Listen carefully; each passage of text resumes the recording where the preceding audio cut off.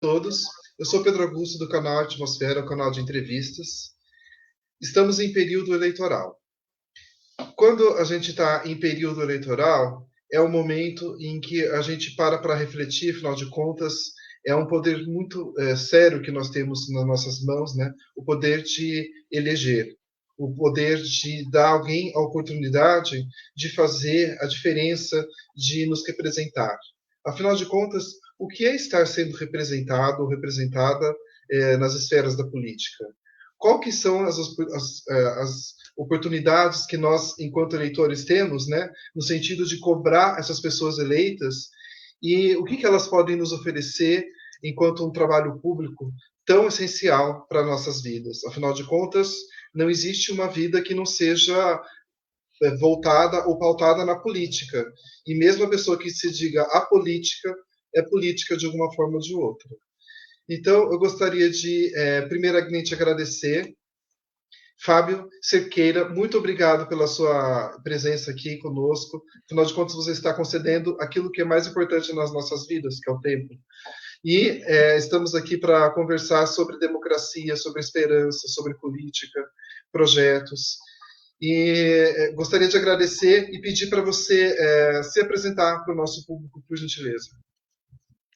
Legal. Bom, boa noite, Pedro. Boa noite, ouvintes aí, acompanhantes do canal A Atmosfera. Bom, primeiramente, agradecer essa oportunidade de estar aqui participando desse canal, desse podcast, falando um pouco sobre minha vida, sobre minhas experiências. É, eu fico sempre muito honrado quando recebo um convite desses. E, bem, vamos lá. Para quem não me conhece, Fábio Cerqueira. Sou um homem gay, morador de Valinhos. Estou agora candidato a vereador aqui na cidade pelo PSOL e sou gestor e produtor cultural. Trabalho na Unicamp já vai fazer 13 anos, sempre nessa área das artes e da cultura, né? Foram 12 anos na diretoria de cultura e agora estou no Instituto de Artes. Participei de processos de criação do Plano de Desenvolvimento Cultural da Unicamp, a política de desenvolvimento cultural da Unicamp, e isso me levou a também participar de uma militância bastante ativa, primeiramente em Campinas, em Barão Geraldo, com pessoas vinculadas à Unicamp, ex-alunos, professores, mas também depois eu transferi essa militância aqui para Valinhos, onde eu fui do Conselho Municipal de Política Cultural, fui presidente do conselho lá na época da Aldir Blanc, no início da pandemia, o que fez eu ter bastante contato com os artistas aqui da cidade, sempre muito nessa perspectiva de contribuir e de ajudar na os artistas no desenvolvimento das suas atividades, dos seus trabalhos. Isso é uma coisa que me motiva muito, saber que eu estou ajudando as pessoas a conquistarem o espaço que elas é, merecem. Né? A gente tem artistas muito talentosos aqui em Valinhos, em Campinas também, e que muitas vezes têm dificuldades em conseguir acessar os espaços para a divulgação da sua arte, para conseguir viver da arte. Então, é uma coisa que me motiva muito neste trabalho que eu desenvolvo nessa área, e também é um dos grandes motivadores que fizeram eu entrar agora na política partidária há 6 anos e agora na política eleitoral como candidato a vereador aqui da minha cidade. Como a gente sabe, infelizmente, para um homem gay no Brasil, existem muitos desafios. Um deles é você, por exemplo, se fazer levar a sério. As pessoas têm sempre uma expectativa em relação ao homem gay, né, que acaba sendo aquela pessoa, uma referência de alguém que leva o trabalho muito a sério, que faz as coisas muito certinhas, porque existe também uma certa pressão e um peso maior. E principalmente no mundo político, que infelizmente é um mundo ainda, de, apesar de a gente estar em pleno 2024, eu até costumo brincar com os meus amigos, estamos em 2024, ano do viado, E piadinhas à parte, enfim, estamos em um período em que, com tanta informação, com tanta tecnologia, era para a gente ter superado certos preconceitos, né? E principalmente no ramo, no meio político, né? Eu estou falando aqui, por exemplo, no caso de Campinas, mas o canal, na verdade, a internet é do mundo, né? Mas levando como, por exemplo, aqui essa cidade em que existe tanta homofobia que não é velada, ela é escancarada, e na região como um todo. Então, o que eu queria te perguntar é, como que de repente você resolveu, porque falou de ocupar espaços, né? E como que de repente você se viu assim ocupando esse espaço que de certa maneira ainda é tão careta e que precisa tanto, sabe, de uma revolução estética, uma revolução, sabe, de mentalidade. Como que você, o que aconteceu com você de você se ver nesse lugar? Olha, Pedro, para mim, durante muito tempo, não foi uma coisa fácil lidar com essa questão da minha sexualidade, de expor isso. Eu sempre, durante muito tempo, eu tive receio, né? Porque quando a gente não é assumido, quando a gente ainda está lá no armário, a gente convive com pessoas que a gente percebe que tem um comportamento LGBT-fóbico, né? E a gente não pode falar contra isso. Aliás, muito pelo contrário, né? Muitas vezes a gente acaba entrando em alguns tipos de situações, de brincadeiras, até para não passar essa informação para a pessoa, né? Que a gente é uma pessoa LGBT, né? No meu caso, um homem gay, né? E aos poucos, quando eu fui desconstruindo isso, eu já fui muito assim, entendendo que o me colocar como homem gay é também um ato político, né? Por isso que hoje eu faço questão de falar sobre a minha sexualidade, de que eu tenho um marido, que eu tenho uma família, é, e até muitas pessoas, inclusive, não sabiam e falavam que eu não demonstrava muito a minha homossexualidade, então hoje eu faço questão de levar aqui comigo minha pulseirinha com as cores do arco-íris, para que as pessoas saibam, identifiquem que eu sou um homem homossexual. E justamente porque eu acho que, apesar de a gente estar avançando numa questão de aceitação, vamos dizer assim, das pessoas com relação à sexualidade, ao mesmo tempo faz surgir um movimento muito violento contra isso, né? Então, a gente vê casos muito marcantes, assim, muito chocantes até, de violência contra essa população, uma violência que às vezes ela é velada, mas nem sempre, né? E eu acho que quanto mais as pessoas se posicionarem com relação a isso, a gente vai quebrando um pouco essa questão, né? Porque muitas vezes essa violência vem de pessoas que conhecem a gente. E quando você se coloca como uma pessoa homossexual, acho que liga um pouquinho uma chave na cabeça da pessoa de poxa, mas eu conheço ele, eu sei que ela é uma boa pessoa, eu sei que é uma pessoa estudiosa, trabalhadora, né?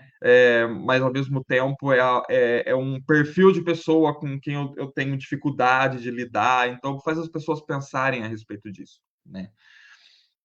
E falar sobre isso também no meio político é necessário, porque, afinal de contas, se a gente tem ainda violência, se a gente não consegue atingir os mesmos espaços e ter os mesmos. Ainda sofre com um país onde país com maiores números de violência contra as pessoas LGBT, é porque a legislação que existe atualmente ela não é suficiente, né? Então, e a gente que sofre isso na pele precisa estar lá ocupando esses lugares para poder desenvolver políticas públicas, para mexer na legislação, a partir dessa vivência nossa, né? Dessa experiência, desse lugar de fala nosso, né? Se fala muito a respeito do nada sobre nós sem nós, né? Então a gente precisa estar ocupando esses lugares com enfim, pessoas que realmente abracem essa pauta e que falem sobre isso. Mas apesar disso, a gente sabe que nós não somos só isso, né? Eu falo bastante sobre a questão LGBT na minha campanha, eu falo bastante sobre isso na minha vida, mas essa não é a minha principal pauta, por exemplo. A minha principal pauta é a da cultura, das artes, da educação, que tem relação com isso, claro, mas que é muito mais abrangente do que isso. Mas eu também sei falar sobre meio ambiente, eu também sei falar sobre saúde, sobre assistência social, né? Então também é importante pontuar que eu não estou buscando esse espaço na Câmara só para falar sobre a questão dos LGBTs, né? Mas sobre falar sobre toda uma relação de questões sociais que envolvem a minha formação, a minha vida, e sobre o qual, lógico, o fato de eu ser um homem homossexual está imbricado em todas as experiências que eu desenvolvi durante minha vida, né? Então, eu acho que é um pouco sobre isso, assim, é me colocar nesse lugar porque faz parte da minha formação, mas também deixar claro que não é só isso, né? Que tem muitas outras coisas sobre as quais eu falo, sobre as quais as pessoas homossexuais falam, e é um lugar ainda que é muito fechado para nós, né? Valinhos tem em toda a sua história uma pessoa LGBT assumida, né? Ocupando espaço na Câmara, que é o atual vereador Marcelo Yoshida, e que, enfim, sabendo que uma pessoa em toda a história de Valinhos não chega mais nem perto, mas tipo, de representar a nossa presença na sociedade, né? Então, a nossa representação nesses espaços de poder ainda é muito pequena, assim como é o das mulheres, assim como é das pessoas negras, pessoas trans e travestis, então nem se fala, né? Ainda a gente está muito longe de conseguir colocar nesses espaços de poder essas pessoas na proporcionalidade de que elas estão presentes na sociedade. E aqui gostaria de dizer que algumas pessoas acham que isso tentam meio que relativizar, né? O que importa é a competência. Mas, afinal de contas, isso seria verdade se a gente estivesse num país, né, que tivesse um histórico de respeito a todas as pessoas, né, em toda a sua diversidade, e se realmente as pessoas pudessem partir do mesmo ponto, do mesmo princípio, né? Mas mesmo os acessos, eles já são diferenciados. Então, a gente tem o acesso à educação, o acesso ao trabalho. Então, todas essas questões que você citou, né? Todas elas passam pelo ponto de onde a gente fala, né? Quando a gente fala assim, lugar de fala, é o lugar da onde se fala, não é mesmo? Então, sobre lugar de fala, quais são as pessoas, o que você gostaria de falar enquanto vereador, ocupando esse lugar de fala, de ação? O que você gostaria de trazer para essa Câmara de Vereadores? Bom, primeiro é deixar claro que o lugar de fala não quer dizer que as outras pessoas não possam falar sobre esse assunto, né? É que eu falo a partir desse lugar que é da minha experiência própria, né? Enfim, tudo aquilo que eu vivi como homossexual e que quem é, não é, né, apesar de poder estudar sobre isso, e que é importante que as pessoas estudem, que as pessoas saibam também falar a respeito disso e que nos apoiem nessa batalha, né, mas elas não viveram isso na pele, né? Então são é, o- é, posicionamentos que partem de lugares diferentes, né? E é importante ouvir as pessoas que sofrem esse preconceito na pele, né? E aí eu acho assim, muitas pessoas me perguntam assim, você já sofreu homofobia, né? LGBTfobia? O que eu costumo falar é, olha, violência física, eu, por sorte, nunca sofri, né? Porém, a gente percebe primeiro quando a gente sai do armário, as pessoas passam a saber, ter certeza que a gente é homossexual, porque muitas vezes as pessoas desconfiam, mas desconfiar é diferente de ter certeza. A gente percebe a mudança de comportamento das pessoas com a gente e a gente também passa a temer algumas situações, né? que as pessoas que não são LGBTs, por exemplo, não temem. Eu sempre fui uma pessoa, por exemplo, que gostei muito de futebol. E hoje eu não me sinto seguro de estar no estádio, sabendo que é, as torcidas usam a questão da sexualidade como uma forma de atacar as torcidas adversárias. Então, eu estar no estádio torcendo para o meu time, a minha torcida não vai gostar da minha presença, porque isso dá munição para a torcida adversária, né? Isso como um exemplo. E isso exemplifica também o quanto que esse tipo de que eles levam ou dizem que é uma brincadeira, né, uma piada, o quanto isso impacta nas nossas vidas, porque a gente deixa de fazer coisas que seria uma coisa natural, né, de gostar de um esporte, estar lá na torcida daquele esporte, torcendo por pessoas que a gente admira, para a gente seja um espaço de insegurança, um espaço de medo, e a gente deixe de realizar essas atividades.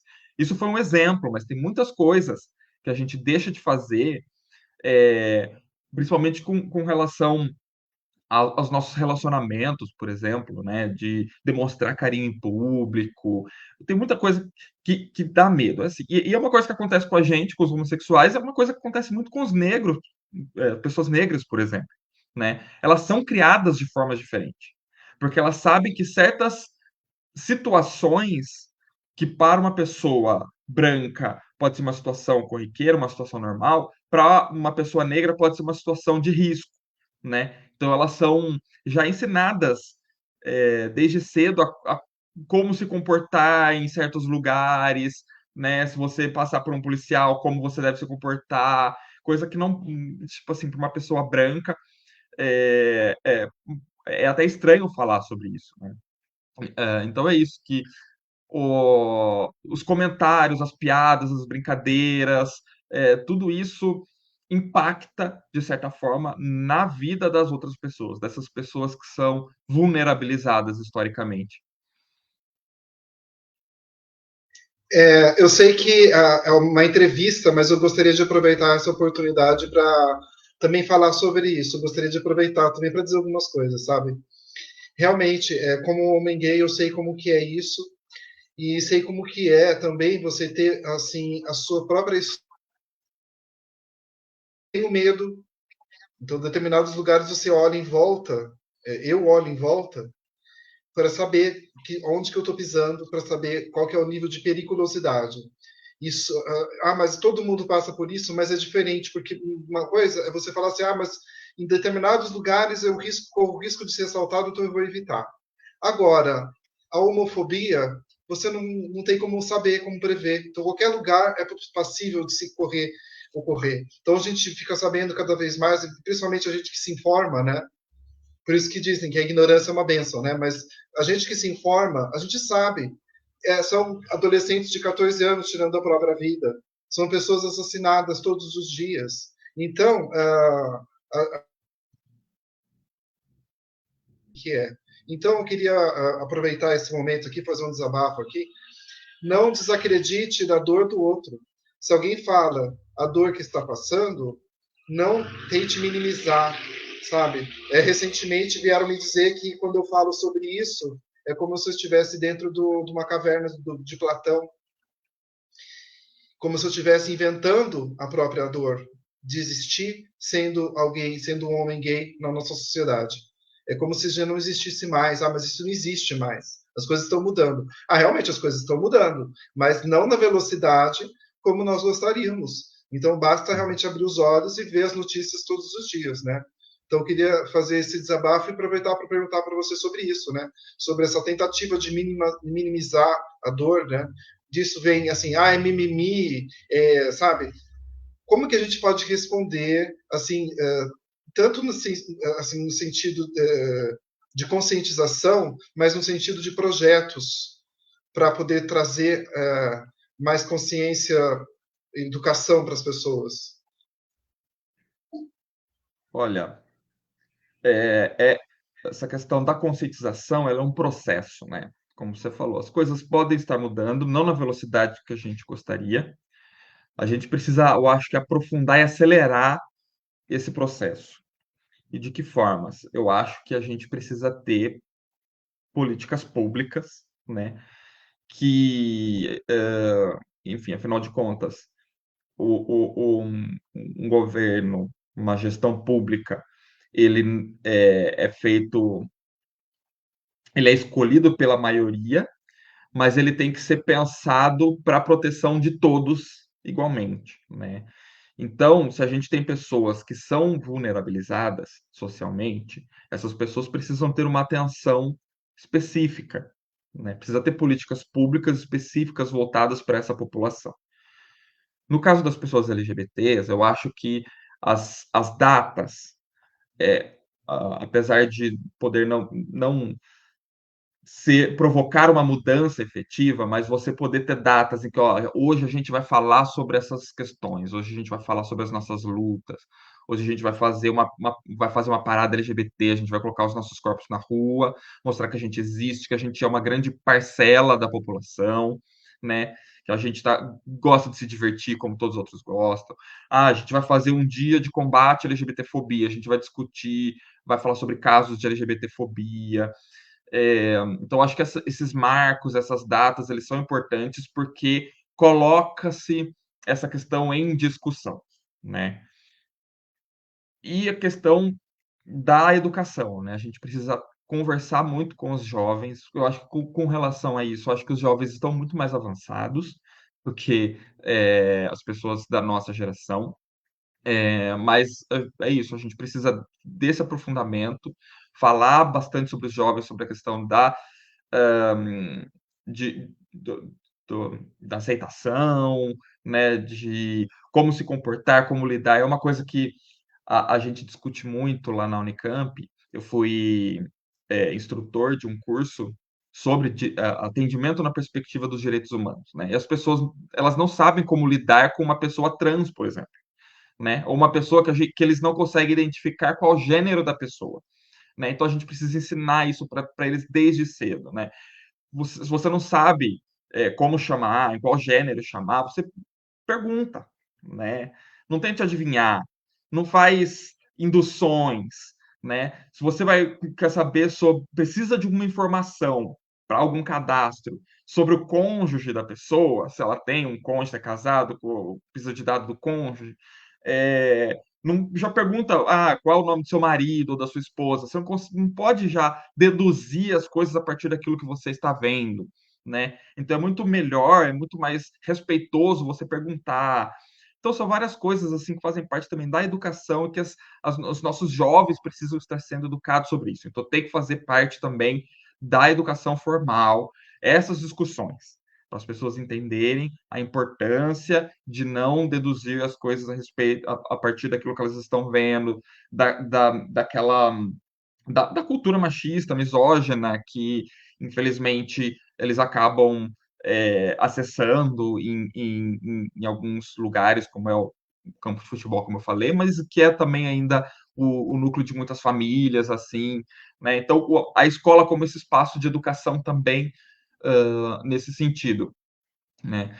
E uma coisa que é importante falar é que em fazer política pública, não se faz política pública sem dinheiro. Então, você falar que vai fazer política pública para a população LGBT, você tem que ter verba também específico para dedicar essas políticas públicas para as pessoas LGBTs, né? Porque é uma questão muito grande de tipo assim, eu respeito, mas não vou usar nenhum dinheiro público para isso. Tem que ter dinheiro público, porque política pública só funciona quando tem ali um orçamento destinado a isso. E a gente precisa ter espaços de acolhimento, né? Você falou sobre a questão do suicídio. O suicídio ele é maior entre as pessoas LGBTs, né, proporcionalmente. E a gente precisa ter espaço de acolhimento. Muitos LGBTs são expulsos de casa, muito jovens. É, tem dificuldade de arrumar emprego, principalmente, por exemplo, os homens afeminados ou as pessoas trans, têm um pouco mais de dificuldade de acessar certos espaços, de conseguir emprego, de conseguir continuar os estudos. Então, eles precisam de espaços de acolhimento, de um acompanhamento psicológico, então, uma série de outras políticas nesse sentido que precisam ser pensadas para que essas pessoas, é, enfim, possam se sentir pertencentes à sociedade, se sentirem acolhidas e saberem que elas são importantes, né, para toda a sociedade. Né? Então, ter essas casas de acolhimento que muitas vezes são criadas por ONGs, né, por organizações não governamentais, organizações da sociedade civil, mas que precisa também de apoio do poder público ou também precisa de espaços públicos que realizem esse tipo de serviço. Acho que isso um pouco do que é necessário em questão de projeto. Gostaria de colocar aqui a intervenção aqui, olha, da Vera Caetano, por exemplo. É uma pena que as pessoas ainda não evoluíram em questões da sexualidade de cada um. Ainda coloquem a homossexualidade na frente da capacidade das profissões que cada um exerce, sendo que são tão capazes quanto os heterossexuais, se não for até melhor, pois tem que ficar provando suas capacidades. Como diz o ditado, cego é aquele que não quer enxergar. Parabéns pela live tão necessária.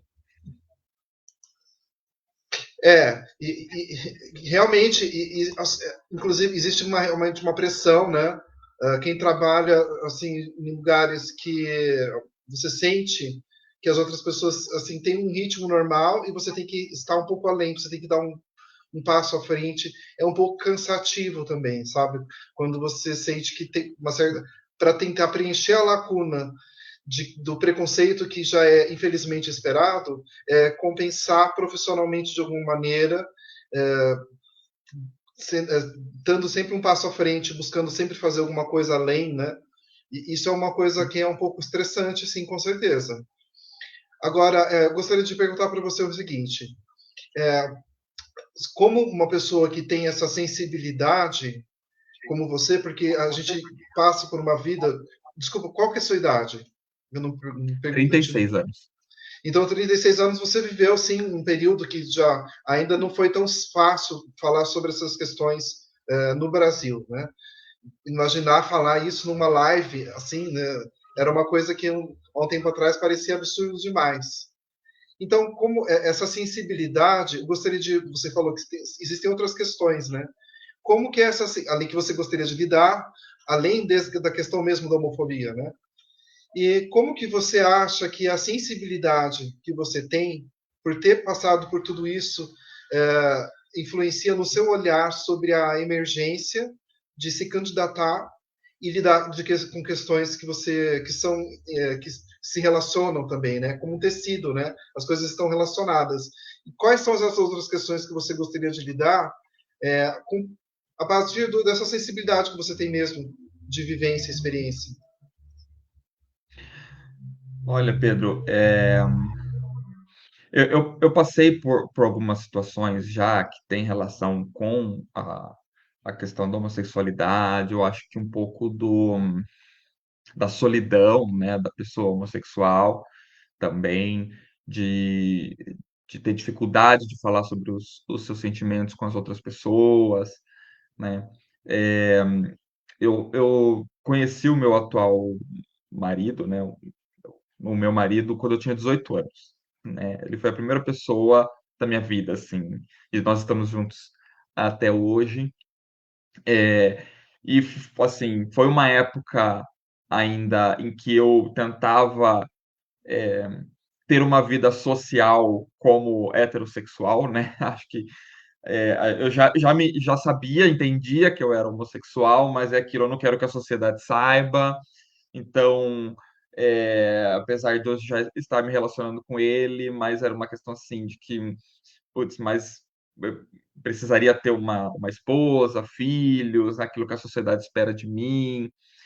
Enfim, foram situações que eu passei lá atrás e que até contribuíram para eu ter passado por um processo de depressão em um período na minha vida e que fizeram eu olhar muito para dentro de mim mesmo, assim, de entender as coisas que eu sentia, de onde vinham, né, o porquê que eu sentia aquela sensação naquele momento E a partir de então é algo que sempre está presente nas minhas experiências, assim, né? Sempre que eu sinto algo em alguma situação específica, eu busco entender o porquê que eu estou sentindo aquilo, né? E que vê um pouco desse processo de vivência de um jovem gay ali nos anos 90, início dos anos 2000, que ainda era um período bastante complicado, né? E eu acho que isso influencia muito, acho, na sensibilidade, né, que eu tenho com relação ao desenvolvimento, a necessidade, por exemplo, do desenvolvimento da arte, da cultura, a cultura como modos de viver, como modos de dar significado às coisas, de como se molda essa sociedade, as relações sociais dentro das comunidades, como as, as pessoas se sentem pertencentes a comunidades, né? E o quanto trabalhar a comunicação, porque a arte é uma forma de comunicação, influencia em todo esse processo, né? Então, é isso. Eu penso a cultura a partir dessa perspectiva, não a cultura só das artes, como normalmente é na gestão pública da cultura, você pensar em eventos, em lazer, é, e- mas eu penso muito em como a gestão pública da cultura pode transformar essas relações sociais, né? E vem muito disso, assim, das experiências que eu tive. Então, a arte, enquanto modo de comunicar a cultura da pessoa, eu acho que ela tem muito esse poder, né? Ela sensibiliza, ela tem essa capacidade de fazer a pessoa refletir, não só pelas palavras, mas pela imagem, pelo movimento, e trazer questões relevantes assim para a pessoa pensar e que faz a pessoa criar uma identidade com situações, com grupos, com comunidades, e isso vai transformando a forma como a sociedade, as relações sociais acontecem, né? Enfim, dentro da nossa cidade, do nosso bairro, do nosso país, e o quanto que isso influencia também a questão da educação, né?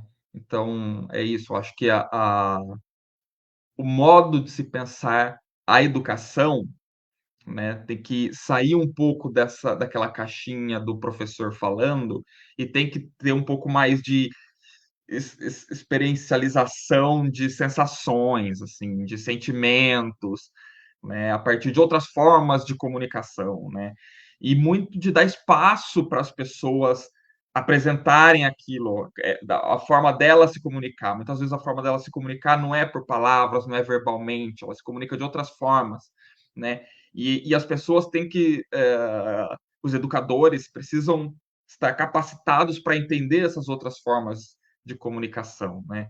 Então, eu acho que isso tudo vem um pouco dessa sensibilidade das minhas experiências de vida, né? E eu acho que isso tem muito do que me leva assim ao campo da esquerda, né?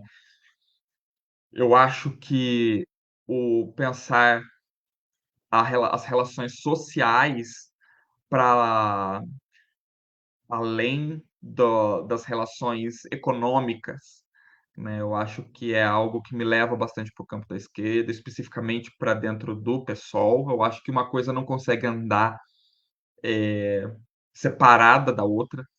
A gente escuta muito no PSOL, né, críticas vindo da própria esquerda sobre a questão da luta de classe, né? Como se a gente não discute, o que a gente discute também não é uma luta de classes, né? Eu acho que não dá para andar separado. Você não pode empoderar os trabalhadores deixando para trás parcela desses trabalhadores, né? E eu acho que essa sensibilidade, assim, de saber lidar com os corpos diferentes, com as pessoas que não têm as mesmas oportunidades, né? Eu acho que vem muito dessa experiência. Então, até pensar políticas de desenvolvimento urbano, de desenvolvimento econômico, eu acho que acaba sendo impactado por essa vivência. E eu gostaria de pegar um gancho numa coisa que você estava falando sobre a cultura, sobre os meios de transformação da cultura, né?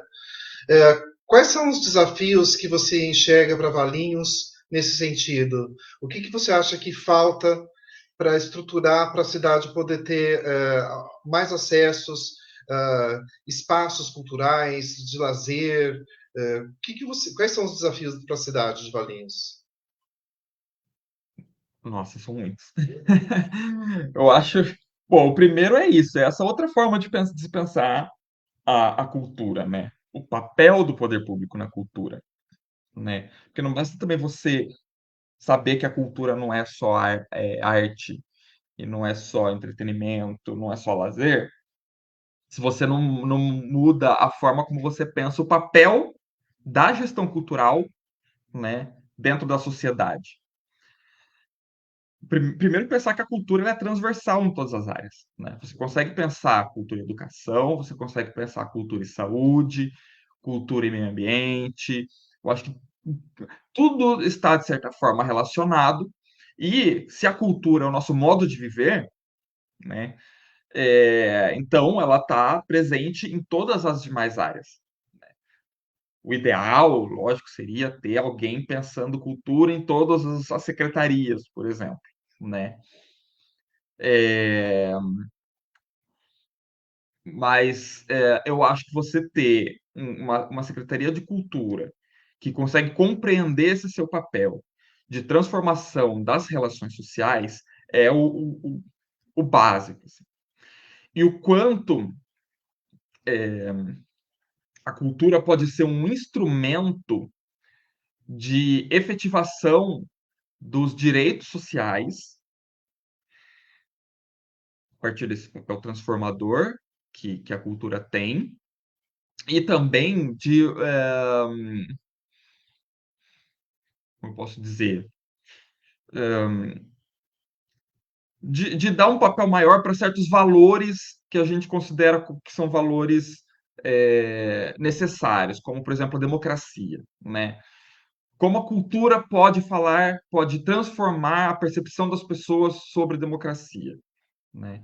E aí, a partir daí, você cria políticas públicas que valorizem atividades artísticas culturais, né? Que, que impulsionem essa transformação social, né? Então, não basta você criar, por exemplo, editais de arte e cultura e avaliar somente aspectos técnicos. Você tem que avaliar o que está por trás daquilo que está sendo apresentado. A gente tem que dar oportunidade para todos? Tem. Mas a gente precisa que aqueles valores que são importantes para a vida em sociedade tenham uma maior possibilidade de serem executados, né? Por quê? Porque a gestão pública é um instrumento, né? A gente precisa pensar que a gestão pública não vai dar conta de tudo. Ela precisa equilibrar as necessidades, as possibilidades, e precisa ter que dar esse impulsionamento para aquilo que é o mais importante, o mais relevante para a evolução da sociedade, né? Então, e para isso, para que a cultura possa exercer esse papel, precisa ter espaços, equipamentos artísticos culturais, precisa ter orçamento para investir em fomento, para investir em circulação, para investir em descentralização, para investir em formação, né? A questão da formação é uma necessidade assim primordial da área da cultura, não só das artes, mas da produção, da gestão cultural, é, do próprio pensar a cultura, né? Então, eu acho que são questões assim que precisam urgentemente ser repensadas e reestruturadas na gestão cultural, não só em Valinhos, mas eu acho que isso geral no Brasil, assim, eu acho que são exceções hoje os gestores culturais que entendem realmente o papel da cultura na sociedade, que estão ocupando hoje secretarias e diretorias de cultura, né? Mas assim, eu acho que resumindo é isso. Mas aí, enfim, aí você consegue trazer um monte de pequenas propostas dentro disso, né? Eu acho que uma coisa que é super relevante também, que eu vejo aqui em Valinhos, uma coisa que tem se perdido muito é a questão da identidade da cidade, né? Então, Valinhos, que é conhecida como a cidade do figo, né? Cidade da goiaba, você tinha espaços aqui em Valinhos que as pessoas vinham de fora para conhecer e que faziam parte da identidade. Tipo assim, Valinhos é a cidade que tem a Fonte Sônia, né? E que isso foi se perdendo aos poucos. Hoje em dia você tem, por exemplo, uma prefeita que, numa entrevista recente, fala que não vale a pena investir na agricultura na cidade, porque a agricultura não gera emprego e renda, né? Pô, mas isso faz parte da identidade da nossa cidade, né? Isso faz parte da nossa cultura e sim, gera emprego e renda, né? A gente tem uma boa parte da população ainda aqui que mora na zona rural, né? E você não pode pensar a questão do desenvolvimento da agricultura só na vertente econômica. Tem uma vertente social, tem uma vertente cultural, uma vertente de identidade, que pode ser melhor explorado, por exemplo, com turismo, né? Já participei da construção de um projeto de um polo de ecoturismo aqui em Valinhos, então juntando o desenvolvimento agrário com a proteção do meio ambiente, mas também com o desenvolvimento econômico, utilizando essas áreas, né? Então, enfim, acho que é isso. Não sei se eu respondi essa pergunta Sim, sim, exatamente. respondeu. Agora, o que eu fiquei aqui em choque foi uma pessoa dizer que a agricultura não traz emprego e renda, é isso? Isso é uma coisa inédita, assim, assim, quando eu penso que nessas entrevistas que eu venho fazendo, que eu já ouvi coisas absurdas, sempre aparece uma para superar. Então, são tantas coisas absurdas, e é sobre isso também, quando eu estava falando para vocês sobre esse ambiente que às vezes é um pouco muito careta, né, da política, que tenta inclusive tirar a esperança da gente e falar, olha, não tem esperança, porque isso nunca vai mudar, as coisas vão continuar sempre iguais.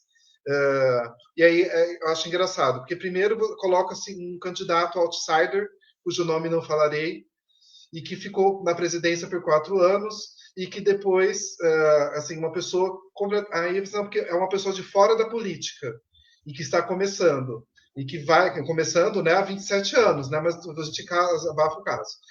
E aí, uma pessoa de fora da política. Então, vamos dar essa chance para ele. Aí, depois que é eleito e faz tudo o que fez, aí alguém aparece e fala: mas porque todos os políticos são iguais mesmo. Então, eu acho interessante isso, né? Porque primeiro a gente precisa mudar e colocar uma pessoa de fora, como se não fosse política sendo política, né? Então, eu queria perguntar para você, o que é a política na sua vida? Bom, a política ela está envolvida em tudo que a gente faz, né? A nossa vida, nós somos animais políticos. A partir do momento que você vive em sociedade, que você tem contato com outras pessoas, né? Você está fazendo política. A forma como você lida com sua vizinhança é política. A forma como você lida com a sua família é política. E, e a gente tem que pensar a política como uma forma de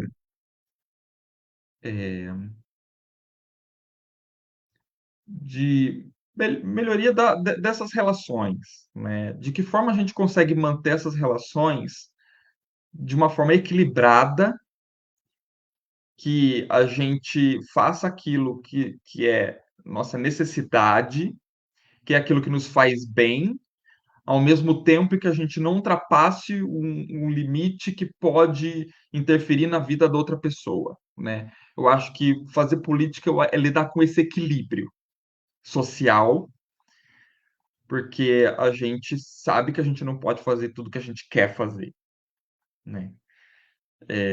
Porque isso, tudo que a gente faz impacta também na vida das outras pessoas. Então, acho que política é isso. E aí, quando a gente entra para uma discussão do papel do político, né, do porquê que eu quero entrar, então, para uma política eleitoral, né? É porque se a gente quer buscar esse equilíbrio, a gente precisa ocupar certos espaços de poder. Quando as pessoas falam assim, que tudo político é igual, esse é um discurso que só interessa para os maus políticos.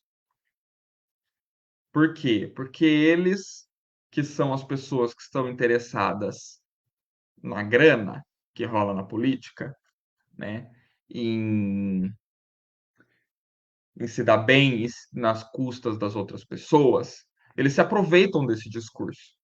Porque, se todo político é igual, então vota em mim, eu te dou alguma vantagem, mas estando lá eu vou ter muito mais vantagens do que você tem, né?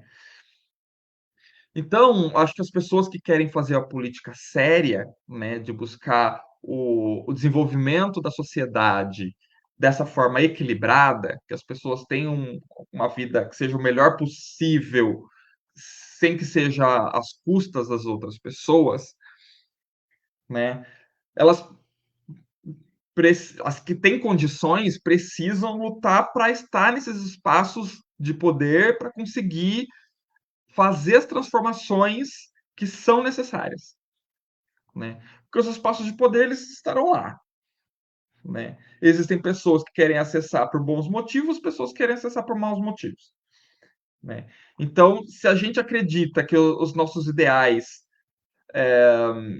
são os melhores, a gente precisa assim entrar de cabeça e convencer as pessoas de que os políticos não são todos iguais. Eu acho que a gente consegue citar exemplos de pessoas que não são iguais aos outros, né? A gente pode falar aí da Luísa Erundina, a gente pode falar da Erika Hilton, do Eduardo Suplicy, né? Como exemplos que hoje são exceções justamente por conta dessa construção que foi feita desse discurso de que política é tudo igual, que política não presta, de desincentivar as pessoas a exercerem o seu papel de eleitores, de refletirem sobre as propostas, né?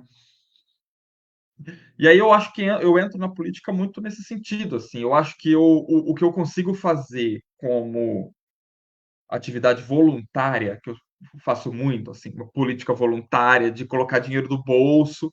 Eu tenho o meu trabalho lá, tenho o meu salário garantido, um bom salário que me permite ter uma vida, de certa forma, confortável.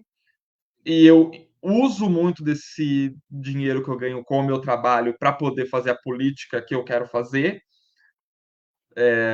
com o trabalho voluntário, mas eu acho que chegou num limite que agora, para eu conseguir contribuir mais com a sociedade, nesse papel de transformação, eu preciso estar num espaço que é o espaço da Câmara, né? Que eu acho que é um espaço onde eu consigo contribuir. Muitas pessoas falam, né, insinuam que eu estou entrando porque eu quero uma vaga na Secretaria da Cultura, alguma coisa assim, mas eu acho que assim, o meu objetivo, quando eu entrei para o PSOL, é de ocupar uma cadeira no Legislativo, porque eu acho que é naquele lugar que eu consigo contribuir melhor a partir do conhecimento que eu tenho, das experiências que eu tenho, e é lá que eu vou conseguir promover as transformações que eu quero promover, né? Então, eu não tenho interesse de ir por executivo, ou nenhum interesse hoje. Eu já trabalho no Poder Executivo, numa universidade, né? Eu acho que lá eu desempenho um papel também, que eu acho que é importante, mas eu acho que hoje eu conseguiria aprofundar mais as transformações estando dentro do legislativo, e eu acho que o trabalho no território ele é fundamental, então eu penso muito a cidade, lógico, a cidade, eu tenho um amigo que fala, Valinhos não é uma ilha cercada de Brasil. Então, tudo que acontece a nível estadual, a nível nacional, a nível mundial, impacta, mas eu acho que a gente precisa pensar mais nas questões locais, né? De trabalhar o território, de conversar com as pessoas, a construção das comunidades, é, a vivência no bairro, na vizinhança, são questões também que são, eu acho, muito importantes, assim, que precisa estar na política, né? A gente vê muitas vezes discussões na Câmara a respeito de temas que são tão longe da realidade nossa, enquanto coisas que são mais próximas a gente acabam ficando de lado e a política acaba virando um jogo de barganhas e de pequenas coisas, de nome de rua, de conseguir uma lombada em tal lugar, sabe? Enquanto outras questões que são super relevantes, a transformação social mesmo está sendo deixada de lado. Olha, gostaria de perguntar para você se tem alguma pergunta que você gostaria que eu tivesse feito e que eu não fiz. Eita, eu vi muito sem expectativa assim, de como seria o papo, então eu não tinha pensado em nada, assim. Eu acho que não tem, não, nenhuma questão.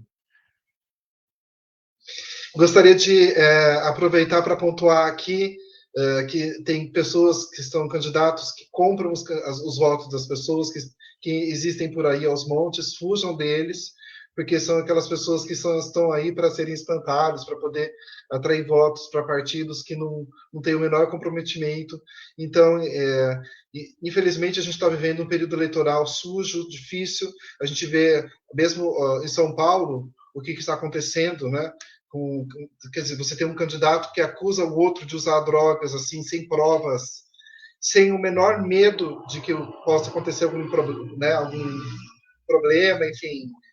É impressionante a capacidade que as pessoas estão tendo de se basear em mentiras sem ter medo de serem pegas no ato, né?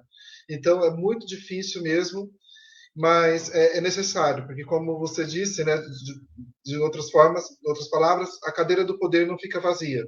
E se nós não tivermos realmente coragem de ocupar esses espaços, eles vão ser sempre ocupados por aqueles que querem nos excluir, querem se manter ali, se perpetuar. Afinal de contas, se a gente pegar Câmara dos Deputados, a gente pegar e colocar o nome, a mão no nome e ver só o sobrenome, tem algumas pessoas ali que estão de famílias que estão há tanto tempo que a gente fica às vezes até na dúvida onde que nós estamos, na República Velha, 64, né? O que é, dá para a gente confundir. Então realmente essa renovação é necessária. Então agradeço a sua participação. Agradeço a atenção de todas e todos. Já são 2.000 seguidores na Atmosfera. A gente vai num trabalho de formiguinha, fala sobre política, sobre cultura, sobre esperança. E depois das eleições, eu espero então poder recebê-lo aqui para a gente poder falar sobre como que vai ser o seu mandato e quais são as possibilidades de crescimento para essa cidade tão pujante, tão maravilhosa, essa cidade que tem tanto potencial. Então, agradeço Uhum. a todas e todos e é isso. Até uma próxima. Legal.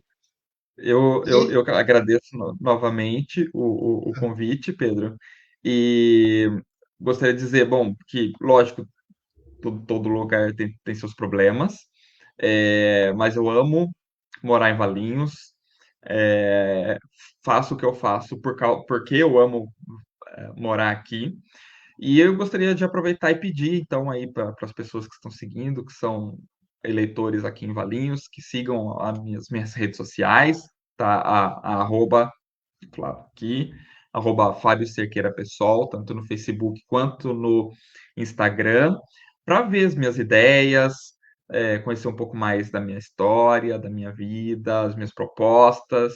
Tenho publicado lá todo dia algumas propostas diárias diferentes. E se você é eleitor de Valinhos, pediu o voto, né? O meu número é 50.000.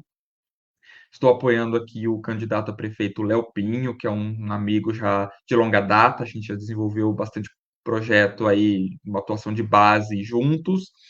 E ele está pelo PT, com a vice a Débora Lopes, do PSOL.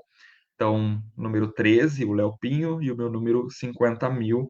E é isso. E a gente espera estar lá no ano que vem, nesses próximos 4 anos, é, cumprindo tudo aquilo que a gente está prometendo e sendo cobrado pelas pessoas, inclusive, daquilo que a gente está prometendo, porque acho que faz parte isso. Eu considero esse tipo de cobrança como um motivador, né? Para seguir trabalhando bastante, incansavelmente, para cumprir tudo isso que é aquilo que eu sinto que a sociedade precisa. E mal espero que a gente possa um dia superar todas essas questões de preconceito, homofobia, que isso seja parte de um passado estranho, esquisito, que a gente não precisa mais lidar, e que nós possamos encontrar para falar sobre o Brasil, sobre a esperança, sobre arte, cultura, samba, sobre dança, sobre, sabe, a vida e tudo que mais, sabe assim? Então, tenho esperança, sim, que existe essa possibilidade. Então, quero mais uma vez agradecer a todas e todos e até uma próxima. Tchau, tchau. Valeu.